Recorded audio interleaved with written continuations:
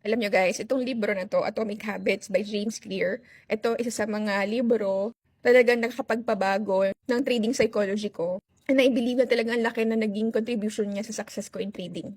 Ako kasi yung tipo ng tao na I like big things. I like massive. I like huge. Napakaunti din ng pasensya ko. Ayoko ng liit-liit. And kung kilala niyo ako, I don't like details. I'm not the type of person or actually keen to details. I don't like small legwork. Ayoko yung mga tiny. If you're gonna show me something, yung mga little details niya, hindi ko napapansin yan. Mas focus ako dun sa broader, farther. I don't know, it's me. Kaya whenever I hire people or may mga kasama ako na partner ko sa business, mas gusto ko yung mga tao na focus sa details. Kasi hindi ako ganon. Gusto ko yung mga detail-oriented, yan, mga and being someone like me, meron siyang advantages, meron siyang mga disadvantages sa trading. Dahil hindi ako ganun kadetalyado masyado. Marami akong bagay na dinidisregard ko na when it comes to the chart.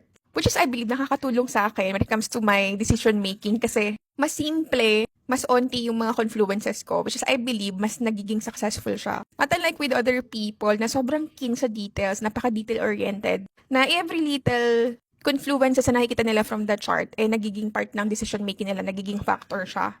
That is why, sabi ko nga, meron siyang disadvantages, meron siyang mga advantages. Since hindi nga ako ganun ka-keen sa details, meron akong mga factors na disregarded when it comes to my decision making. But when it comes to psychology naman, itong Atomic Habits, yung nakatulong sa akin to focus on small details, not on the chart, but what I normally do sa everyday na ginagawa ko. Etong book nito, tinuruan niya ako not to focus on becoming rich. And instead, have this identity of being a trader that funds my dream. Magkaiba kasi yun eh. You have to focus first on your identity instead of your goal to become rich. Because your identity is not rich. Your identity is someone who's trading who can fund your dreams and becoming rich.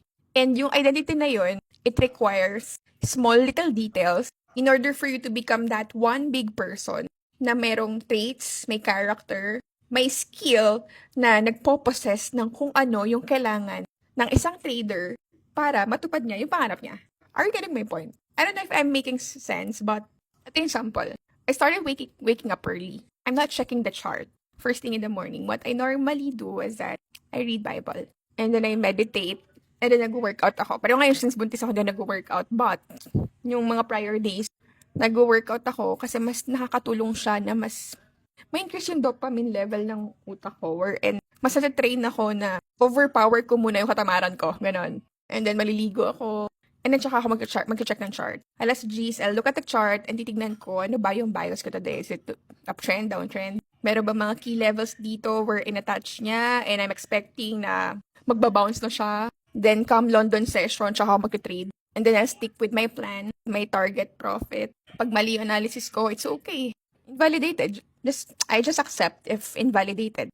And then I celebrate every time na I follow my rules, every time I follow my trading plan. I no longer celebrate the profit. I'm more of celebrating yung pakiramdam na, uy, grabe, na-follow ko yung trading plan ko today. Uy, disiplinado ako today. Uy, naging consistent ako today. Yun yung mas celebrate ko na ngayon, not unlike before na ang focus ko is yung profit. Kasi if you will be looking at everything, like literally everything starts from zero, starts from little. So if you're seeing, ito yung view ko guys sa buildings. Ayan guys, ito yung nakikita ko ngayon. This is my view. And whenever I look at these buildings, hindi naman tumatatayo kung hindi ito nagsimula sa paghuhukay sa ilalim. Sa maliliit na mga hollow blocks. Patong-patong, naliit-liit na mga hollow blocks mula basement hanggang pataas. And hindi to tataas ng ganito kung hindi to nagsimula sa maliliit na yon. Same with us. We wouldn't be able to become a successful trader if we will not start with small little things, small little details. Malay mo yung pagme-meditate mo could actually help you. Yung pagtulog mo on time without really checking the chart anymore would actually change your trading gains, your trading profitability. Or maybe yung magkape ka muna without checking the chart would actually impact your result. Or maybe looking for an accountability partner. Wherein send sa kanya yung mga resulta mo for the day na you would feel na, ay, hindi ako pwede magkaroon ng losses or hindi ako pwede mag-overtrade ngayon kasi sisend ko to sa accountability partner ko. Pwedeng ganun. Or by just changing the color of your chart, candlestick, di ba? By just changing the red. Instead of the red, gawin mo siyang purple, di ba? Or gawin mo siyang blue. Para you won't feel the danger. Kasi syempre, yung red signifies danger and hate and fear, di ba? So, palitan mo siya. Yung mga ganong small detail could actually impact your trading journey. So, if you haven't been successful in trading journey, maybe focus on the little details that you have to probably change or modify a little. Kasi you'll never know. Sabi nga ni James Clear dito sa libro, it's not about the one big win, it is about the tiny habits. And always remember that it's not about chasing the results. It is about building an identity. And identity is built by one small habit at a time. Tapusin mo na yung era mo. Instead, focus on building identity of I am a disciplined trader who funds my dream.